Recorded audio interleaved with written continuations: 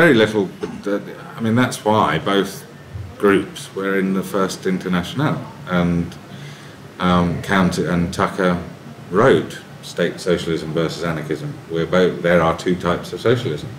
One is state socialism, the other is anarchism. And I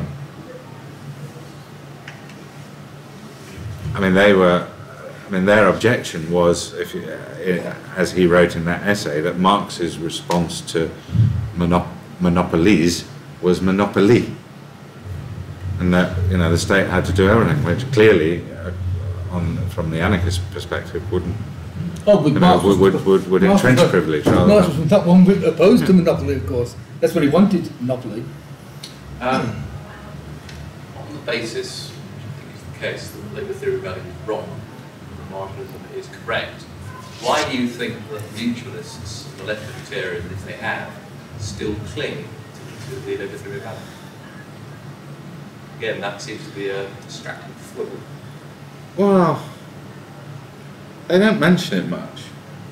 I mean, I don't think it is that central in a sense. I mean, Carson's effort was to create a fusion of the two, and you don't know whether he's sort of reluctant to be a labour theorist, but wants to respect the history of the movement.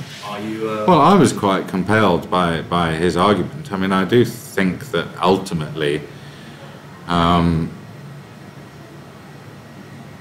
labour theory, as stated,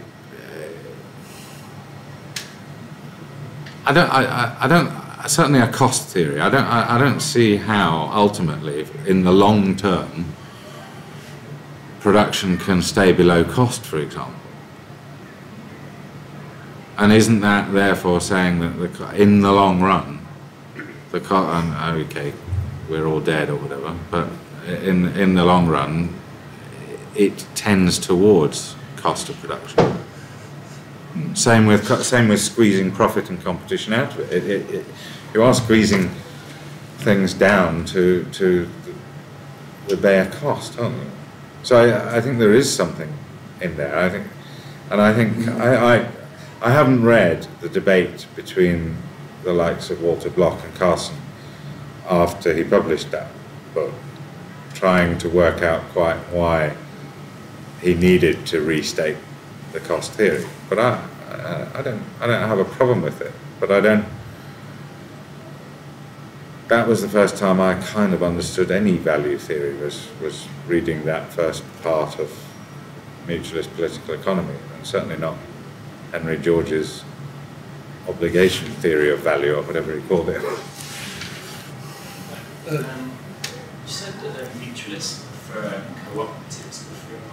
Was I right in thinking that they were able to tolerate more sort of hierarchical businesses as well, as long as they weren't too coercive? I understand that. Yeah, I mean, I think that if you had a baseline, their preference would be for individual producers working together, and that such an arrangement would probably not be a permanent institution like a cooperative, but that where collective action is necessary, then democracy within that voluntary collective is more important. So yeah, instead of a shareholder capital labour type relationship, they would prefer a workers' co-op. If they sort of, to some extent, although they prefer sort of more sort of cooperative kind of arrangement, how would they prevent sort of the bigger arrangements from becoming sort of coercive, becoming, if you like, a new state from? Well, I mean, the key to that is this, what they called an end to bossism. So if you have enough of your pool of labour which doesn't need to accept coercive employment terms, then it will naturally, as they put it, force the reward to labour up to the product of labour, so that up to its full product in the labour theory sense. So it would squeeze the excess profit out of capitalist structures, because there would be an undersupply of labour, so it would have the ability to bid itself up. David? It's not really a question, it's more an observation. My impression from reading Carsten's organisation theory is that he and his ideas are a strange combination. On the one hand, he is a very acute and perceptive critic of all the different ways in which this state provides direct and indirect subsidies to the corporate world. Mm-hmm. And he makes all the points which I never thought of. And I think that part of his book, and it runs through the whole book, is, I think, almost compulsory reading for any libertarian or any description. But on the other hand, the book is also shot through with, I think, a very unrealistic romanticism.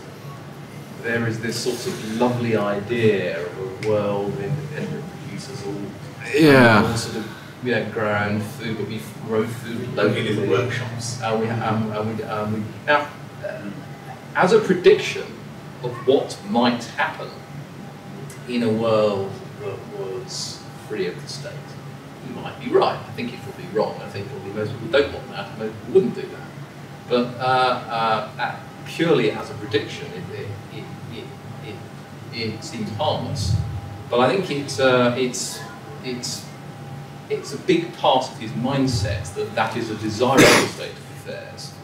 And I think I have trouble with some of that, because I can't help but feel that what starts out as a preference, as a non-coercive preference, I think it's a very small step to go from that to actually, we're not going to allow in-comment relationships, we're not going to allow the return of capitalism in any shape or form. And if that were to happen, then we are looking at a world, I think, of grinding poverty. Except that there's no reason why it should ever be enforced, you know. It's no use me saying I can enforce something if I lack the means to enforce it.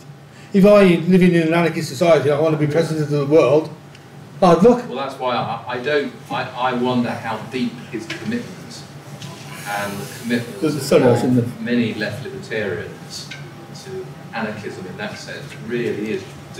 Would they really countenance, if you got rid of the state subsidies and controls and regulations, and if what did in fact emerge in some shape or form was large firms, okay, not unlimited liability, not limited liability, but still large firms, and a world that consisted largely of employment I don't think people will ever go back on limited liability either. Would they really? Well, I don't think it's a problem so much. No, I don't see it's a problem. I mean, limited liability can just as well be an aspect of contract. When you contract with someone, it doesn't need to be state enforced necessarily, or there are other mechanisms to get around it. We could have insurance things that deal with shareholders' liabilities. But I know. I mean, I think you're right to the extent that I'm sure that he has come from a background of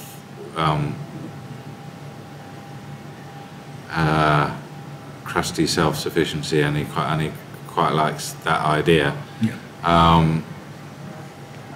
There's certainly I certainly don't get the impression from others in that sort of market anarchist group that they shared quite that much. I mean, his new one just arrived, and it sounds more readable. The Homebrew Industrial Revolution, a low impact manifesto or something. And it's more a series of the sort of articles that he's written in C4SS and places like that. And I agree, he's, you know,